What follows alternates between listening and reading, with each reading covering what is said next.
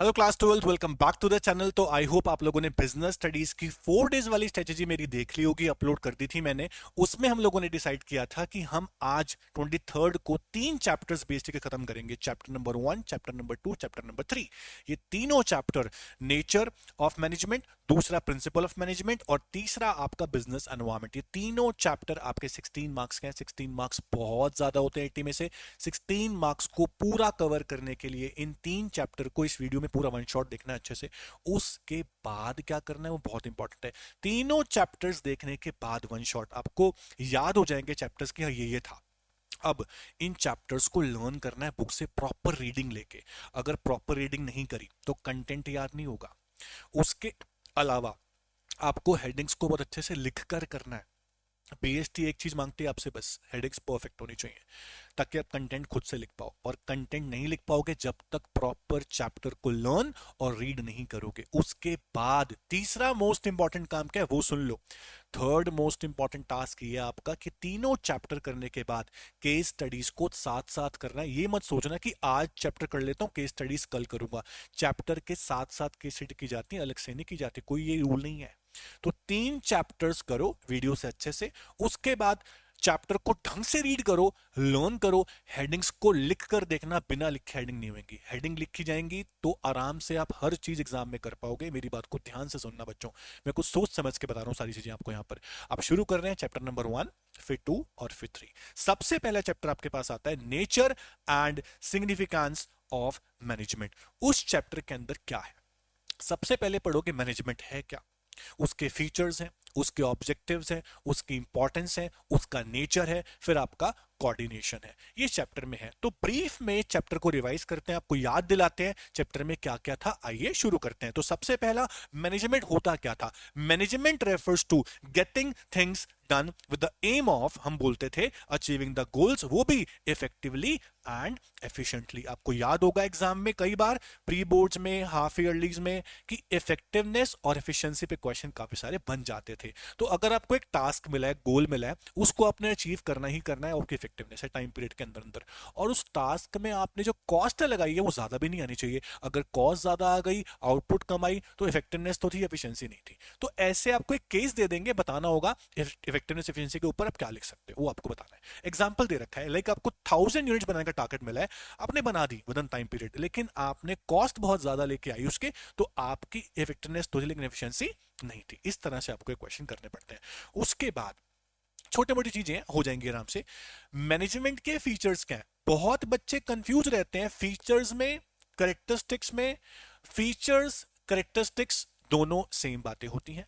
तो फीचर्स क्या है मैनेजमेंट के। मैनेजमेंट का पहला फीचर था गोल अचीविंग प्रोसेस या गोल ओरिएंटेड प्रोसेस। मैनेजमेंट की किस लिए जाती है, ऑब्वियस गोल को अचीव करने के लिए, वो भी इफेक्टिवली एंड एफिशिएंटली। दूसरा मैनेजमेंट का फीचर है कि ये परवेसिव इन नेचर है। इसके जो प्रिंसिपल्स होते हैं, जो मैनेजमेंट खुद है, यूनिवर्सली एप्लीकेबल है, चाहे वो किसी भी टाइप के ऑर्गेनाइजेशन। तीसरा फीचर ये था management is multi dimensional process, मतलब कि मैनेजमेंट वर्क की भी होती है, पीपल की भी होती है, ऑपरेशंस की भी होती है। इसके ऊपर डिटेल में टॉपिक बुक में है, उसको ध्यान से पढ़ना वेरी इंपॉर्टेंट है। मैनेजमेंट कॉन्टिन्यूअस प्रोसेस होता है। क्या कभी आप किसी भी ऑर्गेनाइजेशन की मैनेजमेंट को रोक सकते हो बीच में, नहीं रोक सकते, वो हमेशा चलती रहेगी, नेवर एंडिंग प्रोसेस है। मैनेजमेंट एक बंदा नहीं कर सकता, it is team work, it is group activity. इसका नया फीचर है, पांचवा फीचर है।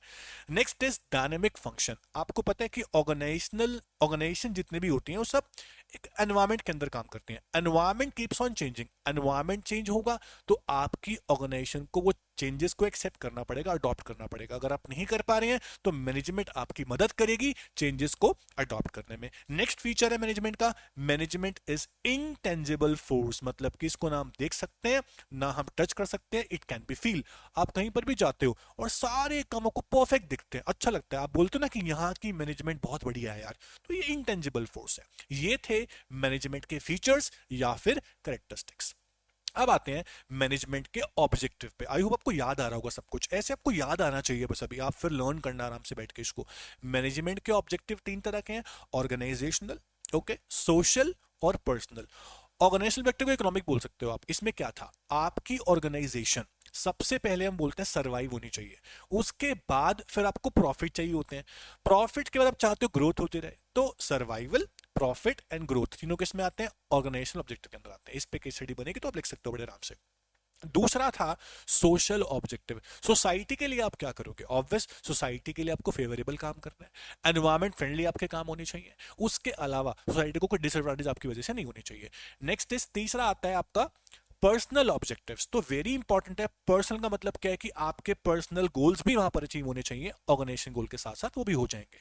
उसके बाद मैनेजमेंट की इंपॉर्टेंस की बात करें तो बड़ा इंपॉर्टेंट टॉपिक है। इंपॉर्टेंस हो, सिग्निफिकेंस हो, एडवांटेजेस हो, ऑल आर सेम, कंफ्यूज नहीं होना। Importance, advantages, significance, all are same.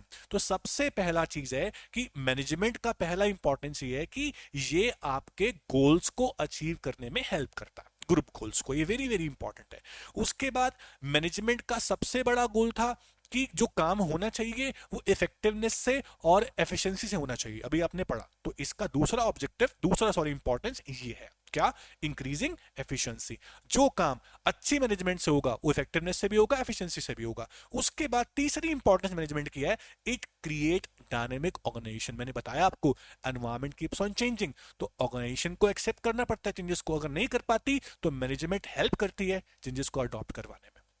चौथा इंपॉर्टेंस है, मैनेजमेंट हेल्प करती है पर्सनल ऑब्जेक्टिव्स को अचीव कराने के अंदर। अगर आप सबसे पहले ऑर्गेनाइजेशन गोल अचीव करोगे, आपके पर्सनल गोल ऑटोमेटिकली अचीव हो जाएंगे। उसके बाद डेवलपमेंट ऑफ सोसाइटी ऑल्सो, ये मैनेजमेंट की इंपॉर्टेंस है। बहुत इजी टॉपिक है। हेडिंग्स को परफेक्ट तरीके से करना, हेडिंग नहीं आती है आप कुछ नहीं लिख पाओगे। सोचो, ये 5 इंपॉर्टेंस आपने पढ़ी है, 5 में से आप 3 आपको याद है, 2 आप भूल गए, आपके मार्क्स कट जाएंगे ना। तो हेडिंग्स अगर आपको सारी आती है, आप नोट करना, आपको ऑटोमेटिकली सारा अंदर का भी आता होगा। तो हेडिंग्स को बेटा आपसे रिक्वेस्ट है, लिख लिख कर याद करना। मैनेजमेंट का नेचर कैसा होता है? मैनेजमेंट को आर्ट, साइंस और प्रोफेशन तीनों बोल सकते हो। हाँ, मैनेजमेंट को एक फुल फ्लेज प्रोफेशन नहीं बोलते हम, क्योंकि बहुत सारे फीचर प्रोफेशन के जो मैच नहीं होते।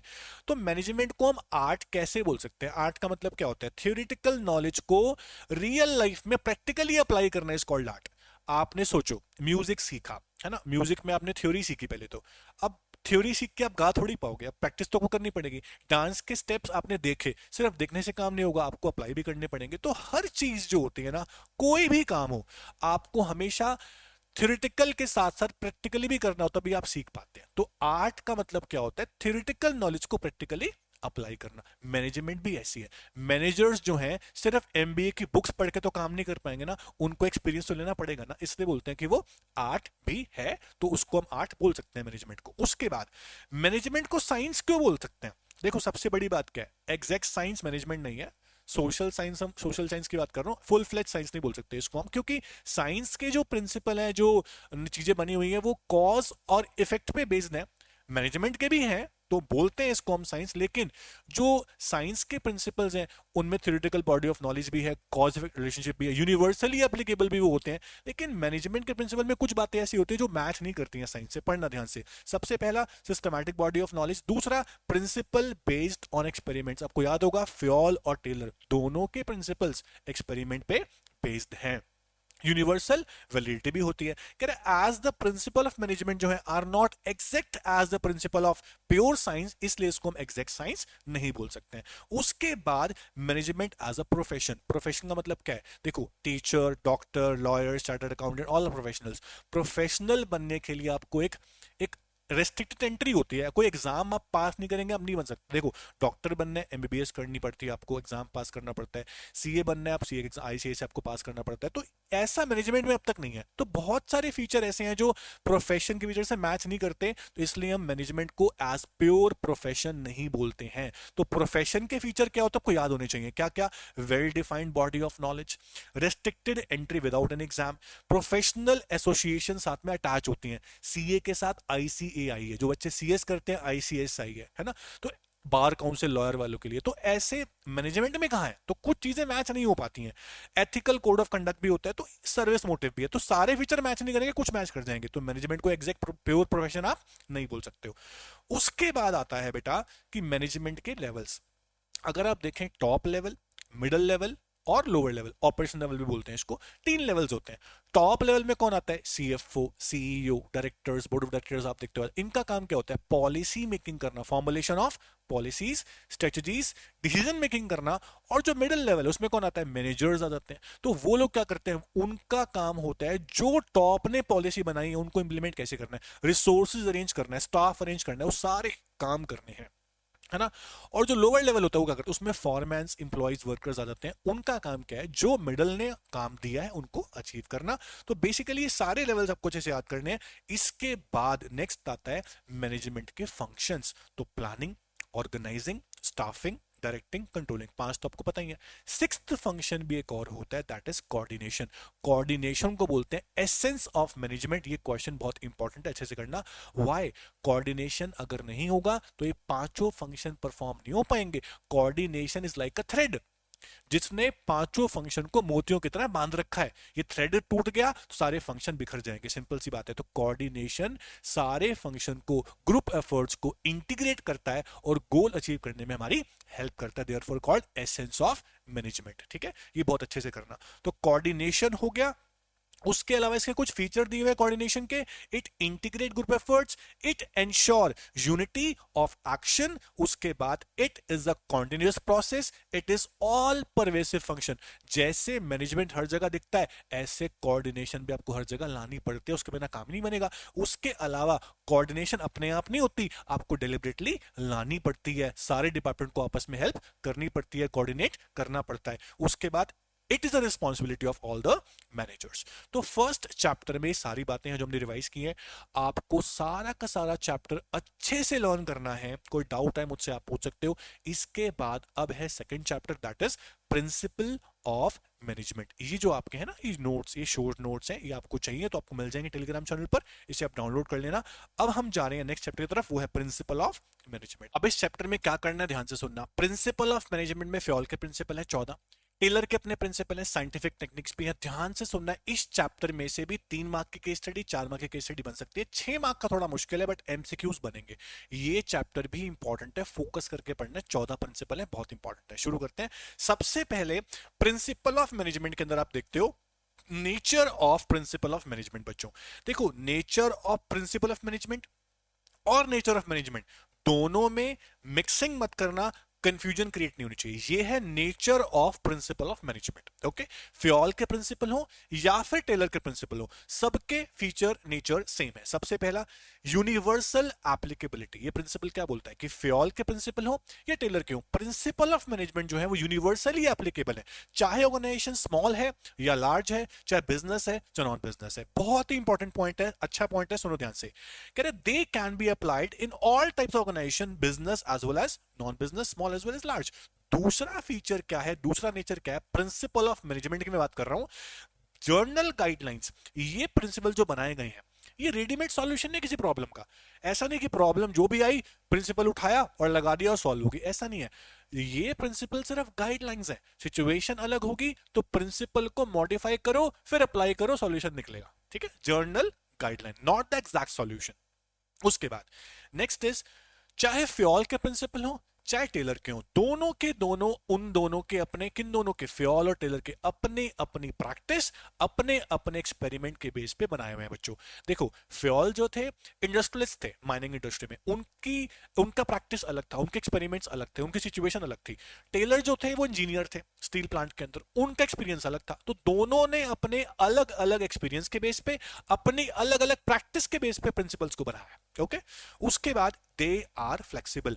ये प्रिंसिपल ऑफ मैनेजमेंट जो है इनको आप अपने हिसाब से, जो मैनेजर्स है ना, अपने हिसाब से सिचुएशन को देख के, है ना, सिचुएशन को देख के, प्रॉब्लम को देख के मॉडिफाई कर सकते हैं और फिर अप्लाई कर सकते हैं। They are flexible in nature का मतलब ये होता है। सुनो ध्यान से, कह रहे कि फ्लेक्सिबल का मतलब क्या है, which can be modified by the practising manager as per the demand of the situation. जैसे सिचुएशन वैसे चेंजेस। उसके बाद they are mainly behavioural nature. आप सब जानते हो फ्योल के प्रिंसिपल हो या टेलर के हो, ह्यूमन बिहेवियर को इन्फ्लुएंस करने के लिए बनाए गए हैं, therefore they are called behavioural in nature. उसके बाद कोई भी प्रिंसिपल उठा लो आप, चाहे फ्योल का चाहे टेलर का, all are based on cause and effect. कोई ना कोई कॉज बताया हुआ है, फिर उसका रिजल्ट क्या होगा बताया हुआ है। सारे प्रिंसिपल में सब कॉज का इफेक्ट बताया हुआ है आपको। तो all principles are based on cause and effect. Example देता हूं, आपने अगर प्रिंसिपल फॉलो किया रेम्यूनरेशन वाला फॉर एग्जाम्पल, कि सब इंप्लॉइज को जस्ट एंड फेयर रेम्यूनरेशन देनी है, तो क्या होगा उससे, उससे इंप्लॉय का टर्नओवर यानी छोड़ के बार बार जाना वो बढ़ेगा नहीं। अगर आप सही रेम्यूनरेशन देते हो तो वो काम भी सही से करेंगे, मोटिवेशन भी उनके अंदर आएगी। तो सबका कॉज है और सबका इफेक्ट भी है। उसके बाद प्रिंसिपल ऑफ मैनेजमेंट का नेक्स्ट जो नेचर है वो है कॉन्टिजेंट इन नेचर, मतलब कि their applicability depends upon the situation at a particular point of time. Situation हर बार सेम नहीं होगी, इसलिए हर बार एप्लीकेशन ऑफ प्रिंसिपल भी सेम नहीं होगी। सिचुएशन जैसी होगी वैसा मॉडिफाई करना पड़ेगा, वैसा आपको लगाना पड़ेगा। They are contingent in nature. Okay, उसके बाद नेक्स्ट आता है प्रिंसिपल ऑफ मैनेजमेंट की इंपॉर्टेंस। सिग्निफिकेंस बोल लो, इंपॉर्टेंस बोल लो, both are same thing. Advantage बोल लो, वो भी सेम है। इसको ध्यान से करना, बुक में आपकी कंप्लीट डिटेल होगी इसकी। अभी हम सिर्फ वन शॉट रिवीजन कर रहे हैं। तो सबसे पहले इंपॉर्टेंस क्या है, प्रिंसिपल ऑफ मैनेजमेंट को अप्लाई करने के फायदे क्या हो सकते हैं। सबसे पहला, हम जो सोच रहे हैं उसको रियलिटी में कन्वर्ट कर सकते हैं, प्रिंसिपल इतनी हेल्प करते हैं हमारी। दूसरा, हमारी जो ऑर्गेनाइजेशन के पास रिसोर्सेज हैं उसका यूटिलाइजेशन बहुत बेटर होगा अगर हम प्रिंसिपल को फॉलो करेंगे तो। उसके अलावा एनवायरनमेंट जो चेंज हो रहा है उसके हिसाब से हम प्रिंसिपल की मदद से अपने ऑर्गेनाइजेशन को अडॉप्ट करवा सकते हैं चेंजेस को, ये भी बड़ा फायदा है। उसके अलावा सोशल रिस्पॉन्सिबिलिटीज को पूरा करने में ये प्रिंसिपल हमारी मदद करते हैं, है ना। एजुकेशन में मैनेजर्स की, उनकी ट्रेनिंग में, उनके रिसर्च में उनको मदद करते हैं प्रिंसिपल्स। तो मैनेजमेंट के प्रिंसिपल की इंपॉर्टेंस सारी दी हुई है आपको। उसके अलावा अगर आपको साइंटिफिक डिसीजन लेने हैं तो टेलर के प्रिंसिपल बहुत काम के हैं। तो प्रिंसिपल ऑफ मैनेजमेंट की इंपॉर्टेंस, मैं फिर से बोल रहा हूं, अगर आपको सारे टॉपिक्स की ये हेडिंग याद है ना, तो हेडिंग की हेल्प से आप बहुत बड़ा काम करके चले जाओगे, आपको बहुत सारे मार्क्स मिल सकते हैं। तो हेडिंग्स को आपको बहुत अच्छे से लर्न करना है बेटा, मैं फिर से बोल रहा हूं आपको। तो इस सारी हेडिंग्स को ये वन शॉट होने के बाद आप लिखना बेटा। अब आते हैं आगे, फ्योल के 14 प्रिंसिपल करेंगे हम। पहले देखो टेलर के साइंटिफिक मैनेजमेंट क्या है, उसके प्रिंसिपल क्या है। Principle of scientific management, Taylor का सारा फोकस किस पे था कि हर चीज को करने का एक बेस्ट मेथड होता है, नॉट रूल ऑफ थंब, उसको अप्लाई करा करो आप, साइंटिफिकली सोचो।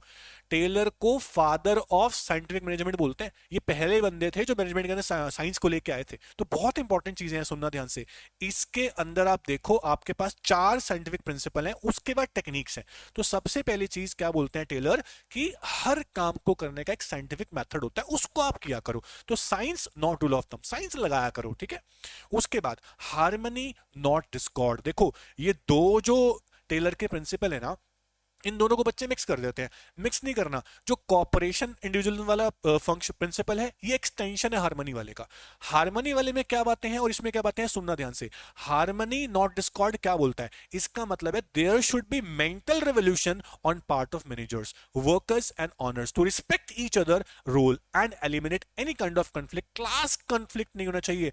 मैनेजर बोलता है मैं तो मैनेजर हूं, तू कौन है, तू तो मैनेजर है। यार ये ईगो वाली बातें बीच में आएंगी, कभी भी काम नहीं हो पाएगा। तो क्लास कंफ्लिक्ट नहीं होना चाहिए, सबको हार्मनी से चलना है, सबको रिस्पेक्ट करनी है। मैनेजर को एम्प्लॉय की, एम्प्लॉय को मैनेजर की। स्ट्राइक्स नहीं होंगी, एम्प्लॉय भागेंगे नहीं दूर, वर्कर छोड़ के नहीं जाएंगे, ये काम करो।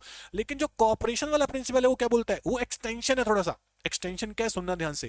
कह रहा है कि it is an extension of principle of harmony not Discord.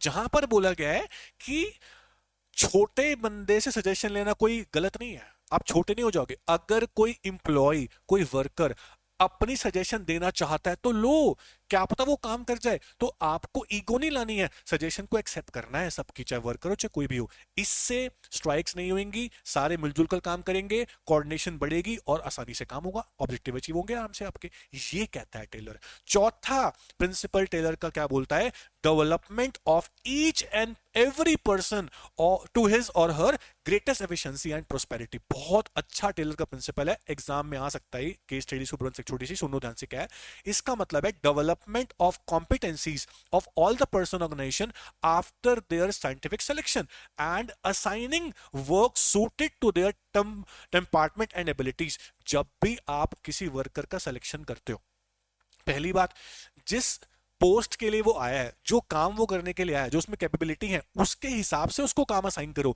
वो आया किसी और पोस्ट के लिए, काम उसको कोई और दे रहे हो, वो कभी काम नहीं कर पाएगा एफिशिएंसी से। तो टेलर यही बोलता है, उसके बाद उसी स्पेशलाइज्ड काम में उसको ट्रेनिंग दो, तभी वो जाके आगे कुछ करके दिखाएगा ऑर्गेनाइजेशन के लिए आपको, वरना नहीं। ठीक है, उसके बाद तब उसकी प्रोस्पेरिटी होगी, उस वो जल्दी अच्छा काम करेगा, ऑर्गेनाइजेशन अपने आप आगे बढ़ेगी। उसके बाद नेक्स्ट इज साइंटिफिक मैनेजमेंट की टेक्निक। सबसे पहला आप पढ़ेंगे फंक्शनल फॉर्मेनशिप, बहुत इंपॉर्टेंट है, वेरी वेरी इंपॉर्टेंट है। उसके बाद आप पढ़ोगे बेटा स्टैंडर्डाइजेशन और सिंप्लीफिकेशन। उसके बाद पढ़ोगे method study, motion study, time study, fatigue study, differential piece wage system और mental revolution, all are important. उसके बाद पढ़ेंगे फ्योल के प्रिंसिपल्स। तो टेलर के साइंटिफिक मैनेजमेंट टेक्निक जो है, उसमें पहली टेक्निक क्या है, फंक्शनल फॉर्मेनशिप। टेलर क्या बोलते हैं यार, कि वो बोलते हैं कि आप ना प्लानिंग को और एग्जीक्यूशन को सेपरेट करके चलो। वो कह रहे हैं टोटल 8 तरह के स्पेशलाइज्ड प्रोफेशनल होते हैं, 4 आते हैं प्लानिंग में, 4 आते हैं एग्जीक्यूशन में। इन 8 स्पेशलिस्ट के हिसाब से काम चलेगा ऑर्गेनाइजेशन में, तो अपने आप गोल अचीव होंगे, इफेक्टिवली भी और एफिशिएंटली भी। सुनना ध्यान से, प्लानिंग अलग, एग्जीक्यूशन अलग। प्लानिंग के अंदर ये आ गया प्लानिंग इंचार्ज, एग्जीक्यूशन में कौन आ गया, प्रोडक्शन इंचार्ज। फैक्ट्री मैनेजर के अंडर ये 2 इंचार्ज हैं। प्लानिंग इंचार्ज क्या कर रहा है, उसके नीचे कौन कौन है, 4 तरह के स्पेशलिस्ट हैं। इंस्ट्रक्शन देने वाला अलग है, रूट क्लर्क अलग है, कि पहले ये काम होगा फिर ये होगा फिर ये होगा। नेक्स्ट है टाइम एंड कॉस्ट क्लर्क, इतना टाइम लगना चाहिए, बेंचमार्क है इतना ही लगेगा, और कॉस्ट इससे ऊपर नहीं आनी चाहिए, बेंचमार्क देगा, स्टैंडर्ड सेट करेगा। उसके बाद डिसिप्लिन, डिसिप्लिन से काम होना चाहिए, कोई यहाँ वहां मूवमेंट ना कर रहा, फालतू की रूल रेगुलेशन फॉलो होनी चाहिए।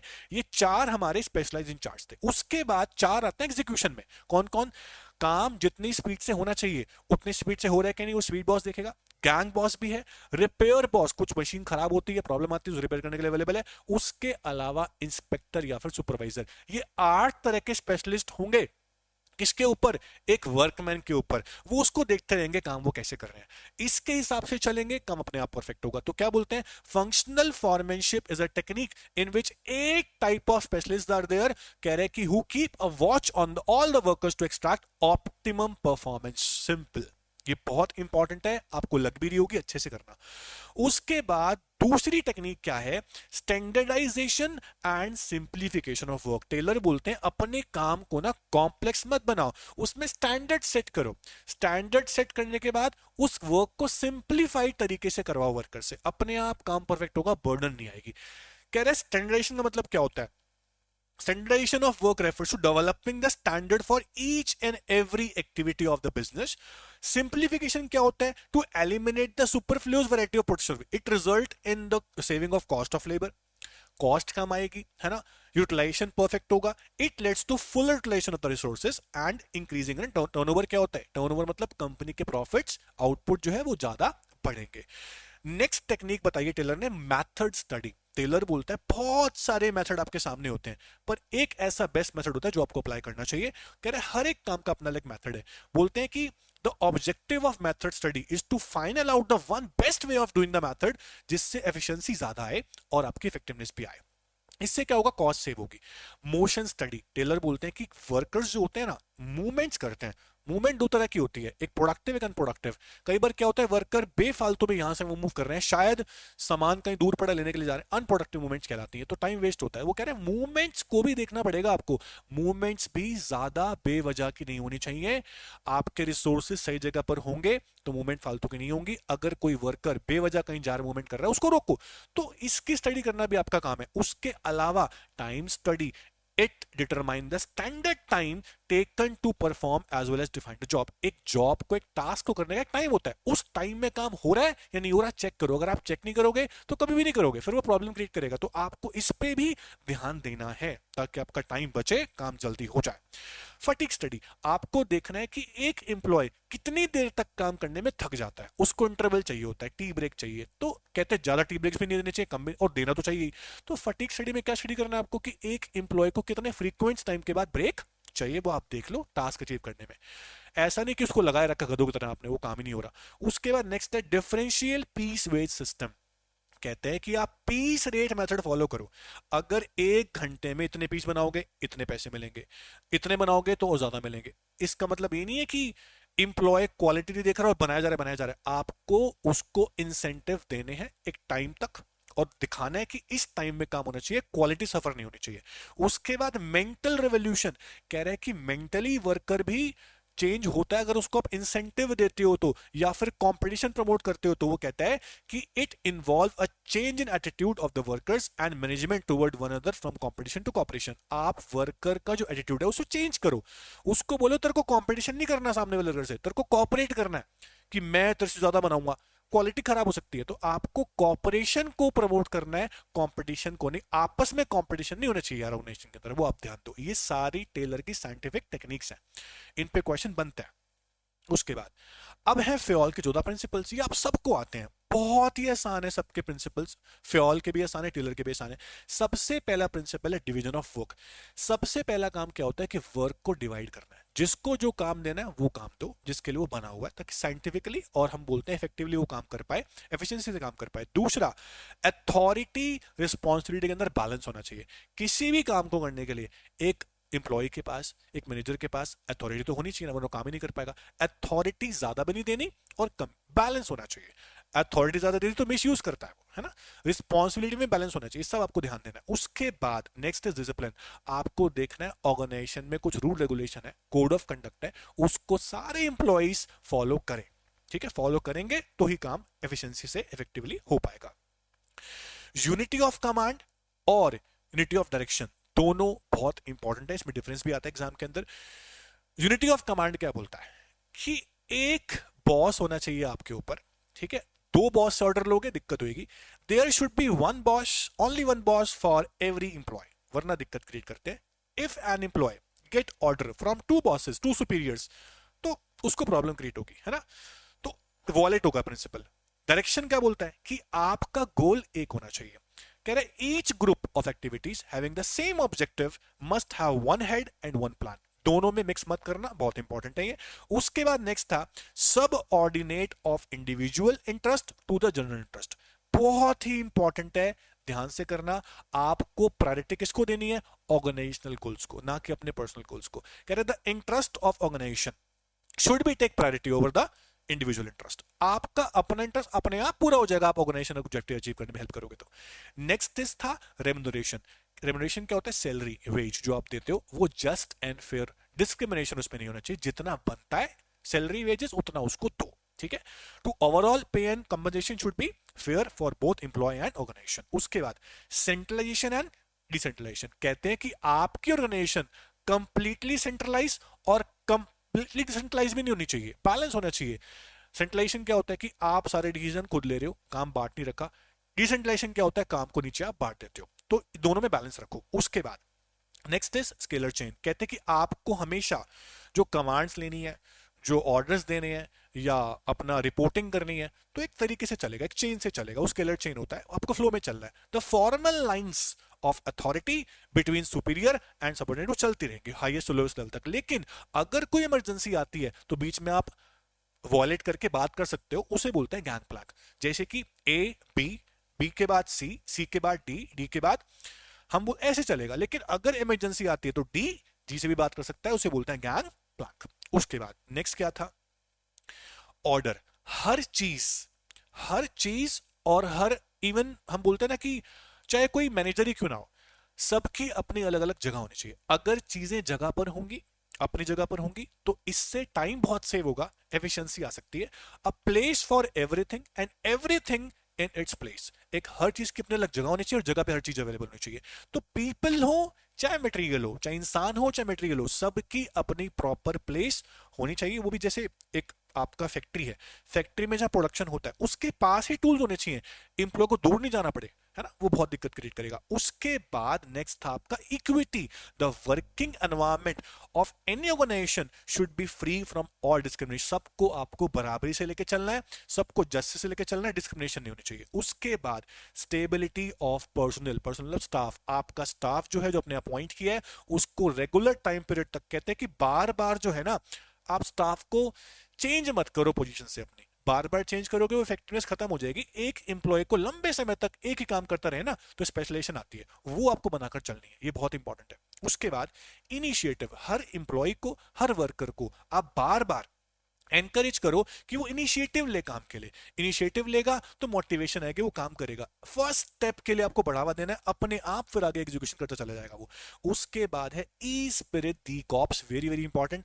आपको टीम वर्क करना है, आपको आई को रिप्लेस करना है वी से कि वी कैन डू इट, इससे मोटिवेशन बढ़ती है। तो management should promote team spirit, unity and harmony among the employees. Management should promote a team work rather than individual work. I hope आपको समझ में आ गए होंगे। उसके बाद डिफरेंस दे रखा है आपको यूनिटी ऑफ कमांड में और डायरेक्शन में। सबसे पहले बताया हुआ आपको meaning, one subordinate should receive order from one superior. और डायरेक्शन क्या बोलता है, each group of activities having same objectives must have one head and one plan. Aim क्या है, प्रिवेंट डुअल सबऑर्डिनेशन। इसका एम क्या, ओवरलैपिंग नाउ एक्टिविटीज की। Result क्या होगा, effect an individual employed, effect the entire organisation. बहुत important difference है, इसको अच्छे से करना। फ्योल और टेलर का डिफरेंस दिया हुआ है, बहुत सिंपल है, आराम से आप कर लोगे। ये था आपका चैप्टर नंबर 2। आई होप आपको बहुत अच्छे से समझ में आ गया होगा और आपको चीजें याद आ गई होंगी। अगर याद आ गई हैं प्लीज लाइक द वीडियो। और आप इसके बाद करेंगे केस स्टडीज। तीनों चैप्टर खत्म होने के बाद सब बच्चों को केस स्टडीज करनी है बेटा, जो बहुत इंपॉर्टेंट है ना। और सबकी हेडिंग्स को लिख लिख के लर्न करना है, वरना दिक्कत हो जाएगी। अब मैं आ रहा हूं चैप्टर नंबर 3 पे, दैट इज बिजनेस एनवायरनमेंट। बहुत ही आसान चैप्टर है और यहां से हमेशा मैंने केस स्टडी बनती हुई देखी है, 3 मार्क्स में या फिर 4 मार्क्स में। Very very important chapter it is, बहुत इंपॉर्टेंट है, इसको ध्यान देना।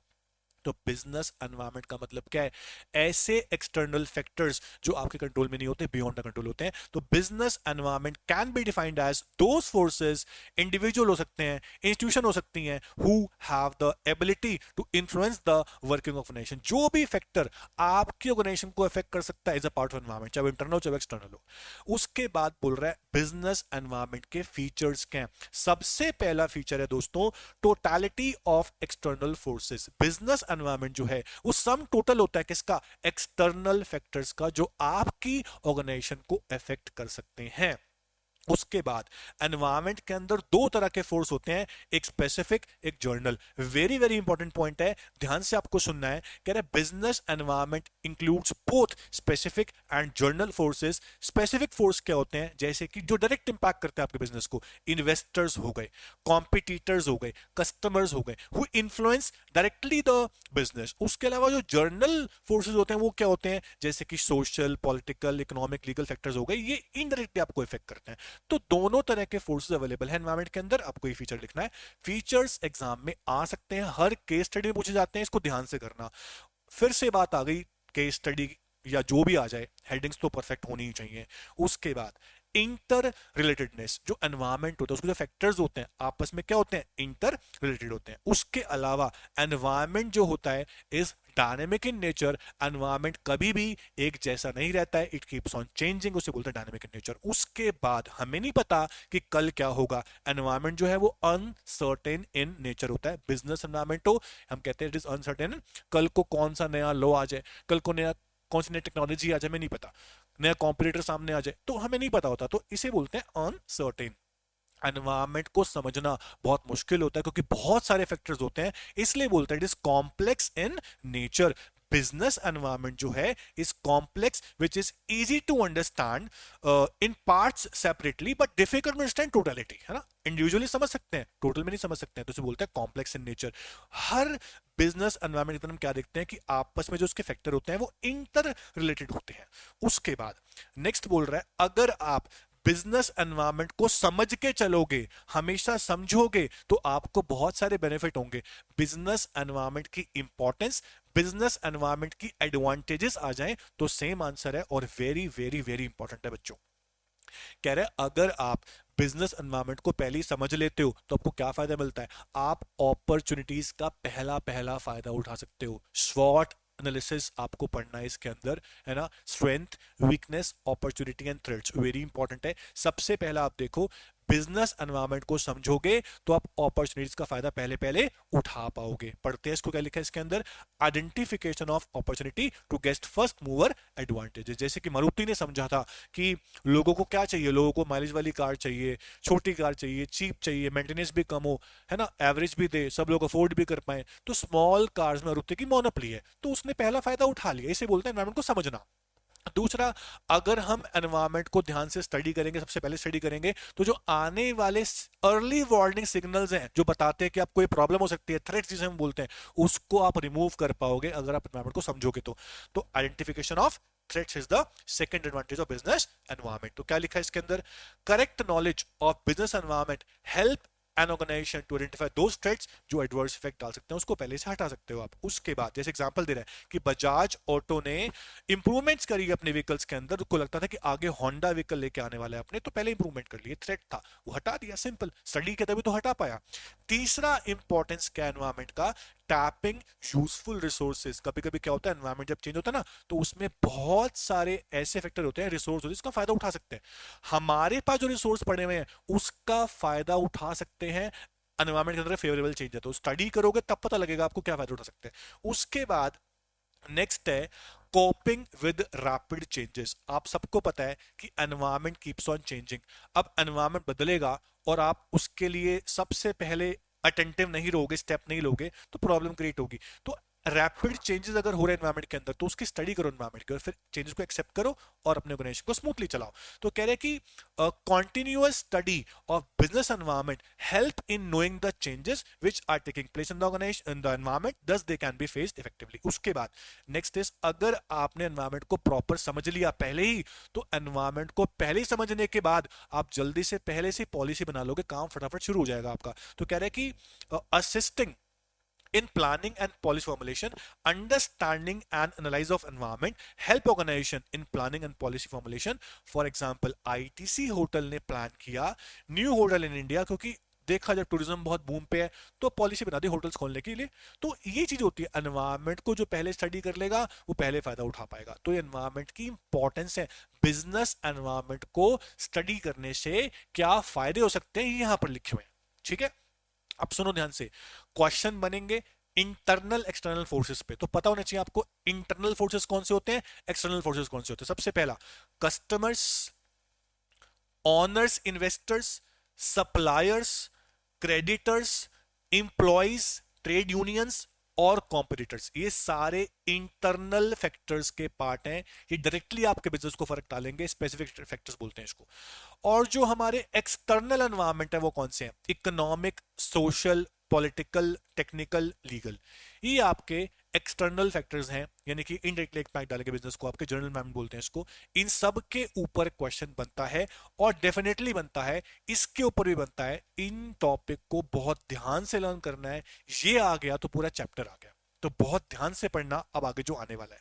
ठीक है, और भी इंपॉर्टेंस दी हुई है कुछ कि बिजनेस एनवायरनमेंट स्टडी करेंगे तो परफॉर्मेंस इंप्रूव होगी आपकी। ठीक है, तो इंडिया में एनवायरनमेंट जब चेंज हुआ, आपको याद होगा इकोनॉमिक्स पढ़ी आप लोगों ने, 1991 से पहले और 91 के बाद बहुत चेंज हुआ, क्योंकि 91 के बाद इंडिया में क्या आ गया था? लिबरलाइजेशन, प्राइवेटाइजेशन और ग्लोबलाइजेशन। लिबरलाइजेशन में क्या हुआ? गवर्नमेंट ने रिलैक्सेशन दी थी। प्राइवेटाइजेशन में क्या हुआ? पीएसयू को बेच के प्राइवेट को लाया गया। ग्लोबलाइजेशन में क्या हुआ? इंडिया को दूसरी कंट्री से इंटीग्रेट किया, उसे बोला ग्लोबलाइजेशन। तो इसके बाद बहुत चेंजेस आए, तो आपको बताना पड़ेगा कि ये क्या था। ये थी एलपीजी पॉलिसी 1991। तो इसमें आपको क्या बताना है, सुनेंगे सब ध्यान से, बहुत शॉर्ट में यहां लिखा हुआ है, पर आपने इकोनॉमिक्स वाली एलपीजी पॉलिसी पूरी पढ़ी हुई है, तो उसके बाद जो मेरिट डिमेरिट थे उसको अच्छे से कर लेना, उसके अंदर आप लिख सकते हो। अब देखो, इकोनॉमिक एनवायरनमेंट की बात कर रहा है सबसे पहले कि क्या होता है, उसके बाद बात करेगा इसके अंदर क्या क्या आया, लिबरलाइजेशन, प्राइवेटाइजेशन, ग्लोबलाइजेशन, आप सबको अच्छे से आता होगा ये। उसके बाद बताएगा प्रॉपर के एनवायरनमेंट के कंपोनेंट्स कौन से होते हैं, इकोनॉमिक, सोशल, टेक्नोलॉजिकल, लीगल, ये सारे पढ़ेंगे, पॉलिटिकल। तो सबसे पहले बताया हुआ है एलपीजी पॉलिसी के बारे में कि क्या है, सुनना ध्यान से। एलपीजी पॉलिसी में पहले पहले क्या आता है? लिबरलाइजेशन। लिबरलाइजेशन क्या था? Relaxation from physical controls impose by the government. Government ने क्या किया था? जो गवर्नमेंट ने लाइसेंस सिस्टम शुरू किया हुआ था उसको हटा दिया था, है ना। सबसे पहला काम गवर्नमेंट ने किया था कि इंडस्ट्रीज खुले। दूसरा, टैरिफ टैक्सेस कम किए थे, बैंक्स के लिए डिमांड सप्लाई पे लेके आ गए थे। बहुत सारी चीजें, टैक्स रिफॉर्म्स के मामले में देखा हमने कि टैक्सेस को कॉम्प्लेक्स से इजी बनाया था। जीएसटी गवर्नमेंट ने लॉन्च किया अभी रिसेंटली। तो ये सारी चीजें आपको बतानी है। उसके बाद प्राइवेटेशन क्या होता है? गवर्नमेंट ने देखा कि जो पीएसयू हमारे पास बहुत सारे हैं वो ओवरबर्डन हो रखे हैं, वो लॉस में है, डेडवेट लॉस में है, उनको गवर्नमेंट ने बेच दिया, प्राइवेट को बेच दिया। क्यों? ताकि उनकी स्ट्रेंथ बढ़े और हमारी कंट्री प्रॉफिट भी चाहती है ऑब्वियस, वेलफेयर और प्रॉफिट दोनों में चाहिए थे, तो प्राइवेटाइजेशन हम लोगों ने की, डिसइन्वेस्टमेंट बहुत सारी करी, लॉस वाले पेशों को बेच दिया गया था। उसके बाद ग्लोबलाइजेशन में क्या हुआ, गवर्नमेंट ने बोला कि हमारी कंट्री को दूसरी कंट्री से इंटीग्रेट करना बहुत जरूरी है, वरना हम ग्रो नहीं कर पाएंगे। जो हमारे पास नहीं है हम उनसे लेंगे, उनके पास नहीं हमारे से लेंगे। मतलब गवर्नमेंट चाहती थी कि ट्रेड हमारा बढ़े, वो भी विदाउट एनी रिस्ट्रिक्शन। गवर्नमेंट ने कोटास, टैक्सेस, टैरिफ बहुत कम कर दिए थे, इन्वेस्टमेंट की लिमिट बढ़ा दी थी, बहुत सारी चीजें गवर्नमेंट ने की थी। उसके बाद अब आता है इस चैप्टर का बहुत important topic, that is types of business environment. सबसे पहला इकोनॉमिक। बच्चे पहचान नहीं पाते हैं कि कौन सा फैक्टर कौन से एनवायरनमेंट का है। मैं आपको बहुत शॉर्ट तरीके से याद करा दूंगा अभी कैसे आपको पहचानना है। इकोनॉमिक, सोशल, टेक्नोलॉजिकल, पॉलिटिकल और लीगल। कभी भी पॉलिटिकल को और लीगल को मिक्स मत करा करो। बहुत इजी है इसको डिफरेंशिएट करना, मुश्किल काम बिल्कुल भी नहीं है। पहले पांचों को पढ़ लो एक बार, फिर बताऊंगा कि कैसे करना है। इस चैप्टर की केस स्टडीज भी आने वाली है नेक्स्ट वीडियो के अंदर, अब उसको देखना जरूर कि कैसे करते हैं एनवायरमेंट की केस स्टडीज को। इसी पे आते हैं केस स्टडीज।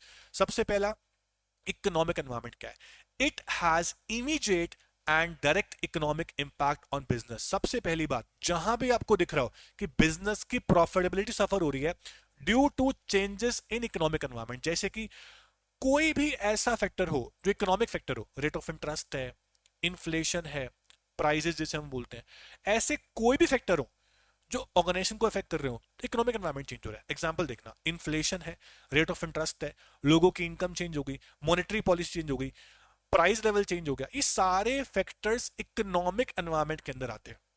तो इनसे अगर कुछ चेंज हो रहा है तो बोल देना इकोनॉमिक एनवायरनमेंट है। दूसरा सोशल क्या होता है, जैसे लोगों के टेस्ट, प्रेफरेंस, कस्टम, सब, रिलीजन, सब चेंज हो रहा है, इसकी वजह से ऑर्गेनाइजेशन में कोई चेंज आया तो वो सोशल एनवायरनमेंट में चेंज हुआ है। सिंपल, बहुत मुश्किल नहीं है। It includes various social forces such as custom, belief, literacy rate, education level, lifestyle of consumers, value, सब किसके पार्ट है, सोसाइटी से कनेक्टेड वाले फैक्टर्स हैं।